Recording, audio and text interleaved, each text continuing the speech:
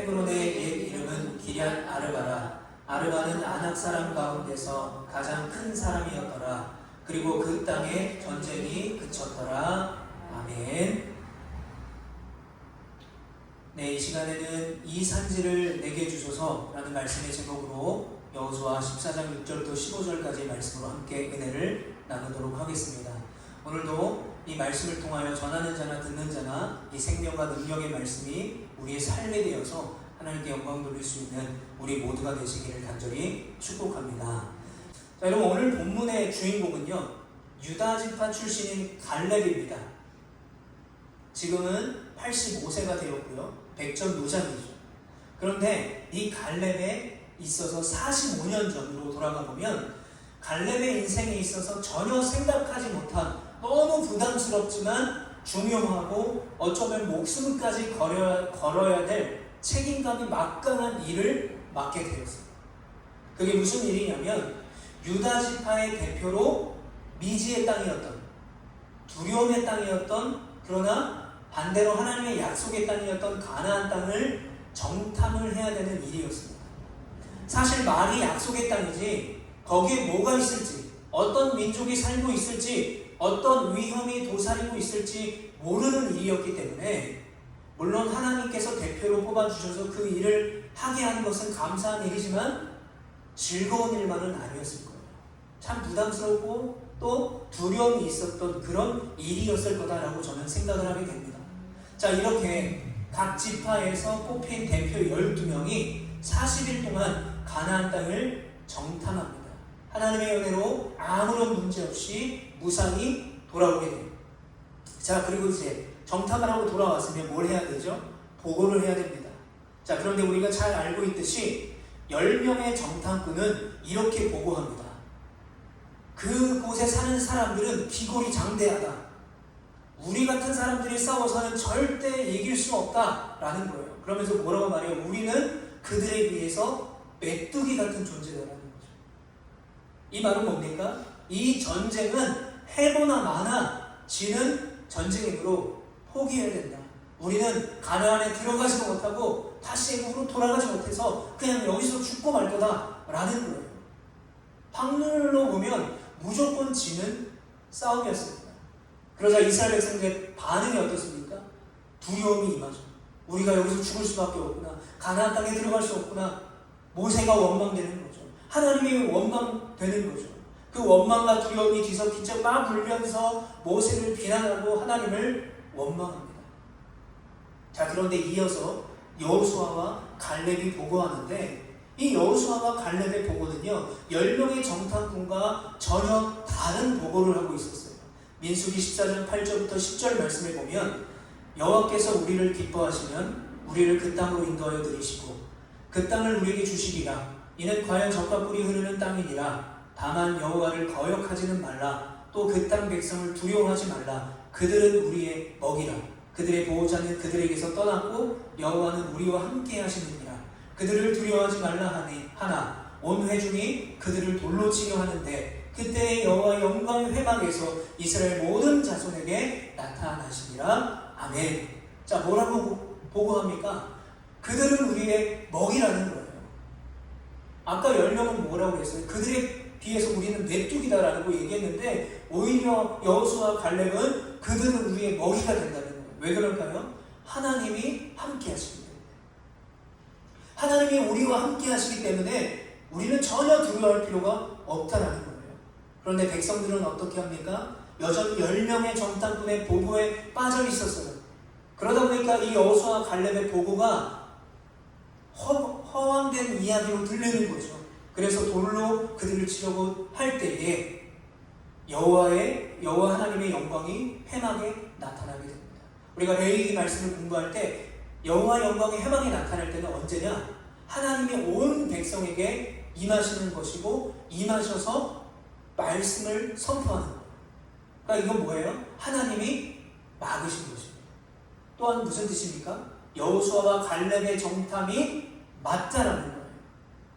자, 여기까지 우리가 이 이야기를 나눴는데, 우리가 읽었던 이 여호수아 본문은 이 정탐꾼이 보고한 이 일이 있고 난 후 45년이 지난 후의 이야기입니다.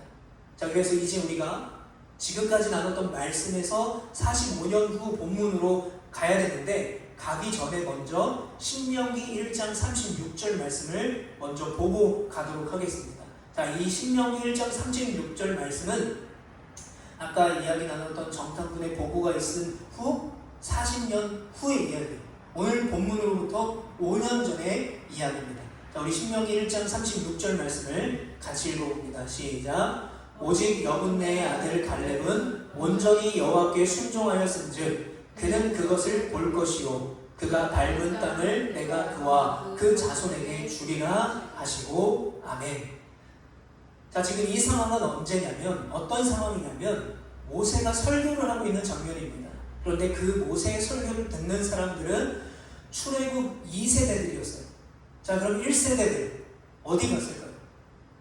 아까 우리가 민수기 말씀에서 10명의 정탐꾼 보고 때문에 모세를 비난하고 하나님을 원망했던 사람들은 다 광야에서 죽었습니다. 출애굽 1세대들은 가나안에 들어가지 못했어요. 들어간 사람들은 모세와 여호수아와 갈렙밖에 없었습니다. 즉 민수기 당시 45년 전에 20세 미만인 사람들만이 이 모세의 설교를 듣고 있었던 거예요. 자, 근데 이 설교를 하고 있던 모세의 나이는 120세였습니다. 자, 모세의 나이가 120세라는 것은 이제 모세도 죽을 날이 얼마 남지 않았다는 거죠. 자, 이때의 갈렙의 나이는 80세였습니다. 자, 그런데 모세가 뭐라고 설명합니까? 갈렙의 온전한 순종 때문에 우리가 가나안 땅을 보게 되는 것이다라는 거예요.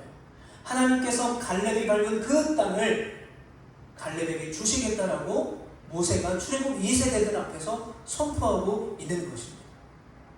자, 여기까지 우리가 신명기 말씀을 나누고요. 이제 오늘 본문으로 돌아가 보겠습니다. 자, 오늘 본문으로 돌아가 보면 모세는 이미 120세에 죽었어요. 그리고 아까 신명기 말씀에서 5년이 흘렀기 때문에 갈렙은 몇 살입니까? 85세예요. 자, 85세고요. 40년은 광야에 살았고요. 그 이후에 5년은 뭐 했냐? 새로운 지도자 여호수아와 함께 하나님의 말씀대로 가나안 정복 전쟁을 했습니다. 그것이 갈렙이었어요.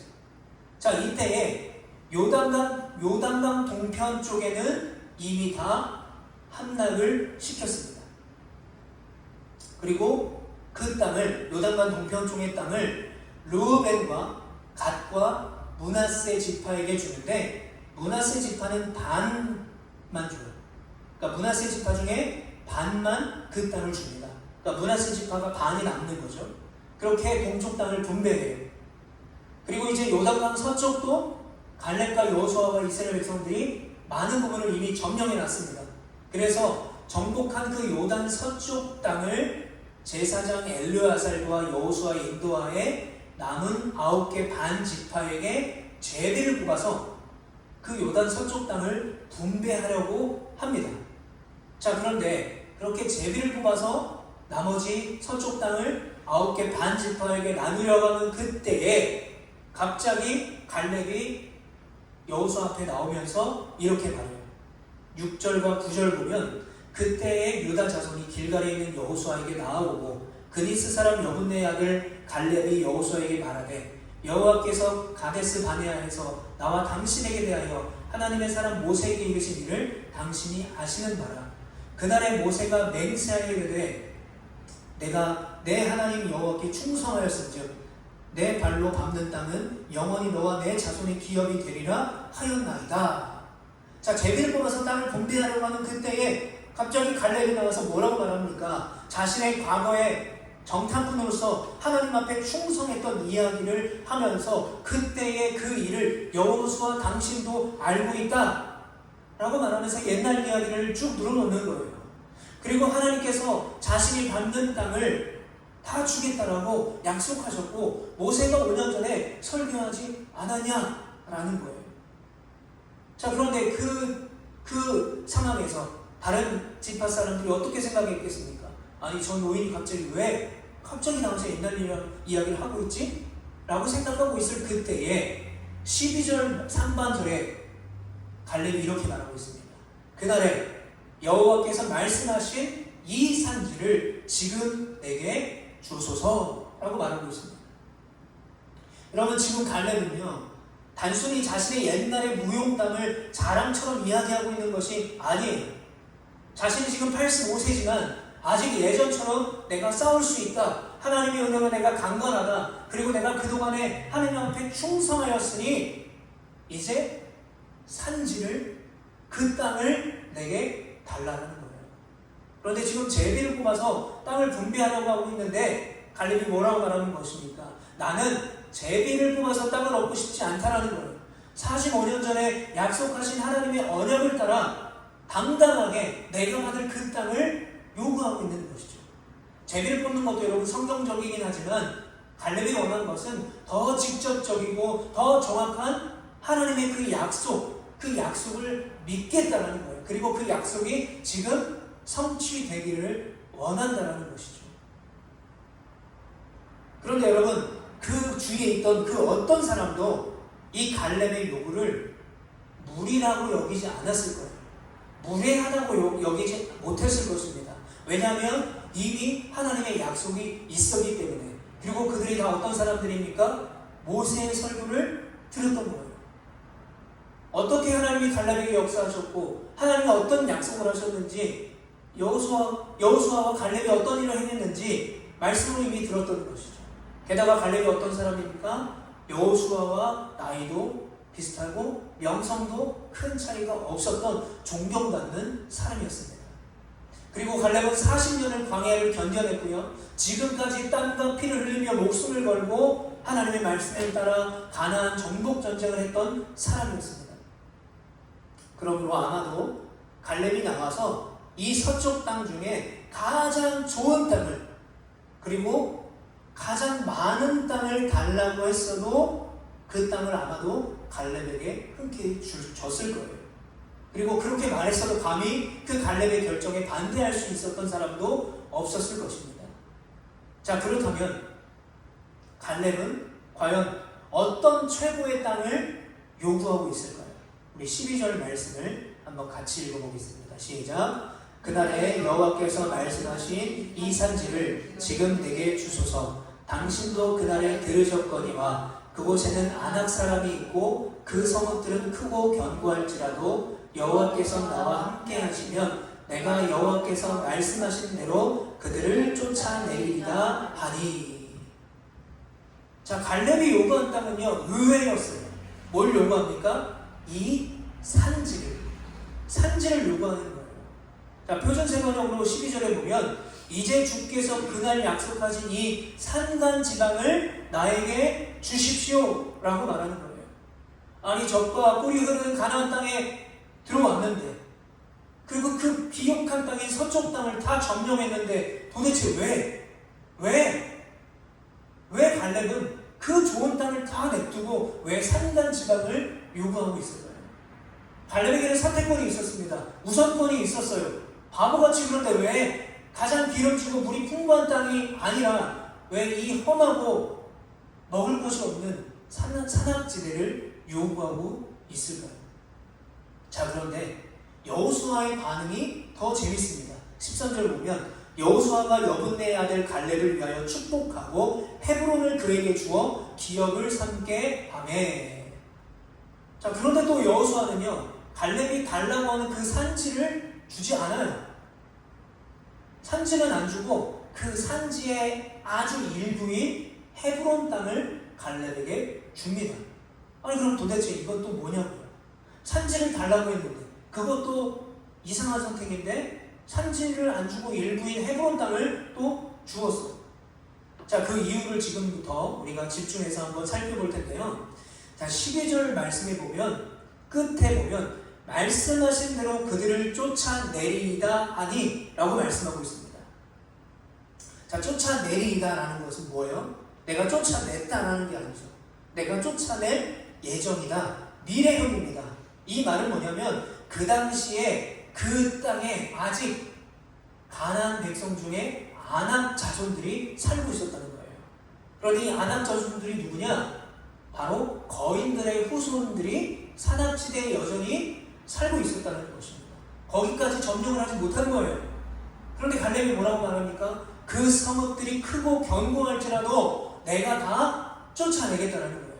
아직 가나안 정복 전쟁이 완성이 되지 않았기 때문에 남은 땅 중에 가장 강하고 견고한 적들이 있는 곳, 성읍이 있는 곳, 그 산지를 내가 분배받아서 갈렙 자신이 그 땅을 정복하겠다라는 것이죠. 그것이 바로 이 산지를 요구한 이유가 되는 거예요. 다른 좋은 땅을 다 냅두고 하필 그 산악지대를 요구한 갈렙의 이유가 바로 여기에 있는 것입니다. 자, 그래서 여호수아가 어떻게 합니까? 이미 헤브론 땅은 점령했습니다. 이스라엘 백성들이 이미 점령한 헤브론 땅을 갈렙에게 줘요. 왜냐하면 그 근처에 산지가 있기 때문에 그래요. 그래서 헤브론을 근거지 삼아서 그 근처의 산지를 갈렙이 정복할 수 있도록 헤브론 땅을 그에게 준 것입니다. 자, 지도를 한번 보겠습니다. 잘 안 보이시겠지만 이스라엘 땅 밑에 보면 저 밑에 예루살렘, 베들레헴 밑에 쪽으로 가면 바로 헤브론이라는 곳이 있습니다. 제가 저렇게 확대를 해놨는데요. 헤브론이 있습니다. 그리고 그 옆에 검은 동그라미 친 쪽이 어디냐면 바로 그 거인 족속들이 많이 모여 살던 곳이었어요. 자, 다음 화면을 보면 자, 바로 저쪽이 가운데 여기 파란 부분을 빼고 나머지가 다 유다 지파가 받은 땅입니다. 자, 요걸로 보면 더 정확하게 보이시는데요. 네, 12지파의 땅의 분배인데요. 바로 저 빨간 동그라미 친 지역이 가운데 시므온 지파 땅 말고 나머지가 다 유다 지파 땅입니다. 그러니까 헤브론이 근거지가 돼서 나머지 산악지대를 갈렙이 유다 지파 사람들이 공격해서 그 땅을 취할 수 있도록 여호수아가 헤브론 땅을 그에게 줬던 거예요. 자, 그런데 문제가 있습니다. 뭐냐? 갈렙의 나이가 그때 85세가 된 거예요. 사실 여러분 이 나이면요, 그동안 갈렙이 세운 수많은 업적들을 본다면 이제 아주 좋은 땅을 분배받아서 그동안의 수고를 보상받고 자신들의 후손들에게 좋은 땅을 주고 재산을 물려줄 수가 있었습니다. 안락한 노후를 충분히 보낼 자격이 갈렙에게 있었어요. 그런데 뭐예요? 갈렙은 그렇게 하지 않아요. 자신의 노후를 안락하게 보내지 않습니다. 어떻게 합니까? 아직 정복하지 못한 험준한 산악지대를 달라고 요구했던 거예요. 그런데 그 땅이 어떤 땅입니까? 정복을 해야만 갈렙의 소유가 되는 거예요. 정복을 해야만 유다 지파의 소유가 되는 것이죠. 그러나 결국 갈렙은 나중에 그 산지를 정복해내고 나요. 여호수아 15장 17절에 보면 갈렙의 아우 그나스의 아들인 온니엘이 그것을 점령함으로, 그것이 바로 그 산지입니다. 그것을 점령함으로 갈렙이 자기 딸 악사를 그에게 아내로 주었더라. 마침내 그 땅을 점령했어요.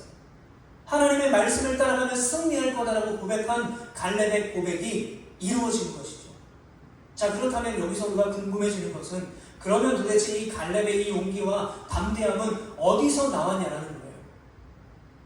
물론 태생부터 겁이 없는 사람들이 있습니다. 모험을 즐기는 사람들이 있습니다. 태생이 그랬을까요? 아니면 수많은 전쟁을 치렀던 경험이 있었기 때문에 그랬을까요? 아니면 이제 85세니까 이제 살 만큼 살아서 무서운 게 없어서 저렇게 담대하고 용기가 넘칠까요? 자, 우리가 그 이유를 한번 살펴보면 바로 45년 전으로 돌아가서 갈렙의 고백에서 그 이유를 찾을 수 있습니다. 자, 45년 전의 갈렙의 모습인데요. 민수기 14장 8절부터 9절 말씀을 제가 한번 읽어보겠습니다. 여호와께서 우리를 기뻐하시면 우리를 그 땅으로 인도하여 들이시고 그 땅을 우리에게 주시리라. 이는 과연 젖과 꿀이 흐르는 땅이니라. 다만 여호와를 거역하지는 말라. 또 그 땅 백성을 두려워하지 말라. 그들은 우리의 먹이라. 그들의 보호자는 그들에게서 떠났고 여호와는 우리와 함께 하시느니라. 그들을 두려워하지 말라 하나. 자, 45년 전에 갈렙의 고백입니다. 자, 이 고백이 어디서 고백한 것이죠? 아까 우리가 처음에 나눴던 정탐하고 돌아와서 여호수아와 갈렙이 고백한 그 고백입니다. 여기서 뭐라고 말해요? 주님이 기뻐하시면 우리는 그 땅을 정복할 수 있다라는 것입니다. 주님이 기뻐하시면 우리가 그 땅을 점령할 수 있다라는 거예요. 무슨 뜻이죠? 가나안 땅에 들어가는 것 자체가 하나님의 기쁨이라는 것입니다. 그리고 가나안 땅으로 들어가는 그 과정 속에서 목숨을 걸고 정복 전쟁을 하는 것 자체가 하나님의 기쁨이라는 거예요. 즉 그것이 하나님께 영광 돌리는 일이기 때문에 반드시 하나님이 지켜주시겠다라는 그 믿음의 고백을 하고 있는 거예요. 그러므로 하기 싫어서 억지로 이 힘겨운 싸움을 하는 것이 아니라 기쁨으로 이 싸움을 감당하는 것이다 라고 고백하고 있는 것입니다. 이미 우리에게 그 가나안 땅이 은혜로 주어졌기 때문에 우리는 누리기만 하면 된다는 거예요. 근데 누리기 위해서 뭐가 필요합니까? 내 목숨을 걸고 주실 가나안 땅을 바라보며 싸워야 된다는 거예요. 즉 순종하기만 하면 된다는 것입니다. 그러면 여호와 하나님이 우리와 함께 하신다라는 45년 전의 갈렙의 고백 때문에 이 갈렙은 여전히 용기와 담대함을 가지고 그 산지를 내게 달라고 요구했던 거예요. 자, 이제 다시 45년 후 오늘 본문의 갈렙의 모습을 보면 우리가 아까도 읽었지만 12절 말씀에 보면 이렇게 말해요. 여호와께서 나와 함께 하시면 내가 여호와께서 말씀하신 대로 그들을 쫓아내리나 하니. 아직 점령하지 못했고 그리고 그들은 거인 족속이고 우리가 질 수도 있지만 여호와께서 나와 함께 하신다면 그리고 하나님께서 약속하시고 말씀하신 대로 우리가 승리할 수 있을 것이다라는 고백이에요. 뭡니까? 갈렙의 고백은 45년 전이나 지금이나 변함없이 반복되고 있다는 거예요. 하나님이 우리를 기뻐하시고 우리에게 그 은혜를 주셨기 때문에 강하고 큰 거인의 문제가 아니다. 점령하지 못한 성의 문제가 아니라 그 점령하는 과정 속에 하나님이 동행하실 것이고 우리가 순종하시면 하나님이 이루어 내실 것이다. 아멘. 바로 이것이 갈렙의 고백이었어요. 이것이 바로 갈렙의 용기와 담대함의 비결이었던 것입니다. 갈렙이 태생이 그래서 원래부터 겁이 없어서 모든 전쟁을 경험해서가 아니라 갈렙이 의지한 하나님 때문에 갈렙이 바라본 하나님 때문에 그렇게 담대할 수 있었고 승리할 수 있었다는 것입니다. 사랑하는 성도 여러분, 갈렙은요 비전의 사람이었어요. 다른 사람들이 보지 못한 땅을 보았어요. 그리고 보지 않으려고 했던 땅이었어요. 아무도 요구하지 않았던 땅이었어요. 갖고 싶지 않았던 땅이었어요. 거인과 싸우고 싶지 않았던 것이죠. 그런데 그것을 볼 줄 아는 비전의 사람이었습니다. 의외의 상황에도 당황하지 않았습니다. 그리고 두려움의 순간에도 하나님 때문에 담대한 사람이었습니다. 무엇보다 하나님의 그 신실한 약속을 믿는 사람이 바로 갈렙이었습니다. 그래서 결국 갈렙은 하나님의 약속을 따라 땅을 얻었고 정복되지 않는 땅을 정복하게 되는 하나님의 귀한 도구로 쓰임받았다는 사실을 기억하시기를 바랍니다. 기름지고 물이 풍부한 땅, 자손들에게 많은 재산을 물려줄 그런 땅이 아니라 이제는 내가 할 만큼 했으니 안락한 노후를 누리고자 했던 것이 아니라 하나님을 향한 믿음과 은혜를 자손들에게 가르쳐줄 그 땅을 마침내 얻어낸 것이죠. 마침내 그 땅을 쟁취하게 된 것입니다. 여러분, 우리 모두가 이 오늘의 본문의 이 갈렙과 같이 믿음의 사람이 되기를 간절히 축복합니다. 전적으로 하나님의 약속을 믿고 의지하는 귀한 하나님의 사람들이 되시기를 간절히 축복합니다. 악한 영들이 우리를 공격하고 삶의 어려운 문제들이 계속 닥쳐올 때도 여러분 흔들리지 않고 믿음 안에 승리하는 여러분 되시기를 간절히 축복합니다. 시편 56편 10절부터 11절에 보면 이렇게 말합니다. 내가 하나님을 의지하여 그의 말씀을 찬송하며 여호와를 의지하여 그의 말씀을 찬송하리이다. 내가 하나님을 의지하였은즉 두려워하지 아니하리니 사람이 내게 어찌하리까. 아멘. 여러분, 시편 56편은 다윗이 쓴 시입니다. 그런데 이때가 어떤 상황이냐면 다윗이 블레셋 사람에게 잡혀갔을 때, 그때가 언제냐면 장인이었던 사울에게 쫓김을 당해서 이스라엘에는 더 이상 숨을 곳이 없는 거예요. 안 가본 데가 없는 거예요. 사울의 손에 늘 피해서 피난을. 그래서 그 피난은 어디까지 갑니까? 이스라엘 땅에 더 이상 숨을 데가 없으니까 블레셋까지 가요. 그런데 블레셋에 갔다가 가드 사람에게 붙잡혔을 때 쓴 시가 이 시편 56편입니다. 그런데 여러분, 가드가 어떤 곳입니까? 블레셋이 어떤 곳이에요? 다윗이 골리앗을 쓰러뜨렸잖아요. 블레셋 사람이 골리앗을 쓰러뜨렸어요. 그 말은 뭐예요? 블레셋 사람들에게 이 다윗은요 원수입니다. 죽여야 될 사람이에요. 제거해야 될 사람입니다. 그런데 그 다윗이 제발로 블레셋 땅에 들어온 거예요. 그래서 가드 사람이 그를 붙잡은 거죠. 다윗은 인생에 막다른 길이 있었습니다. 사울에게도 죽을 수도 있었고요. 그리고 블레셋 사람에게도 죽을 수가 있었어요. 이스라엘에 돌아가도 사울에게 죽고 블레셋에 들어가도 블레셋 사람들에게 죽을 수도 있었어요. 그런데 그때 다윗이 뭐라고 고백합니까? 하나님을 의지하여 하나님을 찬송하리이다. 그 인생의 막다른 길에서 죽음 바로 문턱 앞에 있는 곳에서 여전히 하나님을 찬양한다라고, 여전히 하나님을 신뢰한다고 고백하면서 뭐라고 말합니까? 사람이 내게 어찌하리까? 라고 고백해요.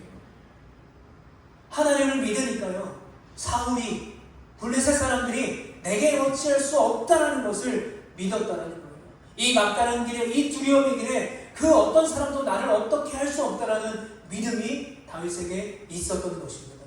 사랑하는 성도 여러분, 상황이 내게 어찌할 수가 없습니다. 여러분, 사람이 내게 어찌할 수 없다라는 것을 여러분 믿으시길 바라요. 왜요? 주님을 의지하기 때문에 믿음으로 승리할 줄 믿습니다. 이제 말씀을 마무리하고자 합니다. 여러분, 한번 이렇게 생각해 보셨으면 좋겠습니다. 지금 내 앞에 있는 산지는 무엇인가? 내 앞에 있는 막다른 길은 도대체 어떤 것인가? 한번 생각해 보셨으면 좋겠습니다. 그러나 여러분, 그 산지가 아낙 자손처럼 두렵고 아무도 싸우려고 하지 않았던 거인이고 험난하게 느껴지더라도 여러분, 갈렙과 같은 고백이 우리 가운데 있기를 축복합니다. 이 산지를 내게 주소서. 그런데 언제 달라고요? 이 산지를 지금 내게 주소서. 이렇게 고백하는 우리가 되길 원합니다. 주님이 나와 함께 하신다면 나는 지금도 이 산지를, 이 인생의 막다른 길을 정복하고 승리할 수 있음을 믿습니다라고 고백할 수 있는 우리 모두가 되시길 바랍니다. 나에게 주어진 일터, 또 나의 가정, 그리고 이 교회라는 공동체 안에서 갈렙처럼 담대하게 믿음으로 한 걸음 한 걸음 걸어갈 수 있는 우리가 되시기를 축복합니다. 하나님이 기뻐하시면, 하나님이 함께 하시면 여러분, 우리는 반드시 승리할 줄 믿습니다. 사람도, 여러분, 상황도, 그리고 그 어떤 험준한 산지도, 또 인생의 막다른 길에서도 도망가지 않고 우리가 믿음으로 하나님을 바라보며 순종할 때 우리는 승리할 수 있습니다. 이 산지를 지금 내게 주소서. 이 산지를 지금 내게 주소서. 이 고백을 통해서 우리와 함께 동행하시는 그 하나님의 은혜로 말미암아 어떤 상황과 환경 가운데도 믿음으로 승리할 수 있는 저와 여러분 되시기를 간절히 축복합니다. 그래서 그 승리를 통해서 그 살아계신 하나님 앞에 기쁨이 되고 영광이 될 수 있는 우리 제주로아교회와 우리 귀한 모든 성도님 되시기를 간절히 축복합니다. 이 시간에 들은 말씀을 기억하면서 함께 이렇게 기도하기를 원합니다.